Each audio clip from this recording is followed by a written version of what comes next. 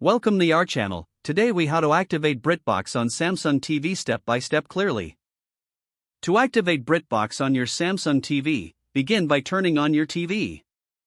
Ensure your TV is connected to the internet. Navigate to the Samsung Smart Hub on your TV. Using your remote, select the apps icon. In the apps menu, use the search function to find BritBox. Once you locate the BritBox app, select it. Choose the install option to download the app. After installation, open the BritBox app. If you already have a BritBox account, select the login option. Enter your email address and password in the required fields. If you don't have an account, choose the sign up option. Follow the on-screen instructions to create a new account. After logging in, you may be prompted to enter a verification code. Check your email for the verification code and enter it in the app. Once verified, you will have access to the BritBox content library. Now you can start enjoying your favorite shows and movies on BritBox.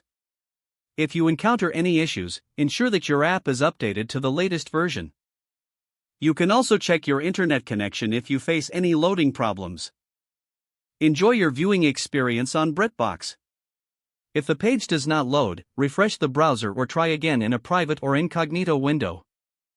Make sure you are using the correct email address, then retype it carefully to avoid small typos. If your password is not accepted, use the reset option and create a new strong password you can remember.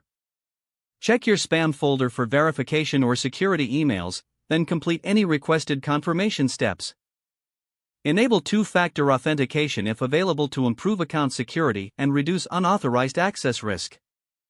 After signing in, review your profile details so your contact information and settings are accurate and current. If you see an error message, note it down and try again after restarting your device and internet connection. Log out when you finish, especially on shared devices, to keep your account and payment information secure. If the page does not load, refresh the browser or try again in a private or incognito window. Don't forget to like this video and subscribe to our channel for more step-by-step tech guides.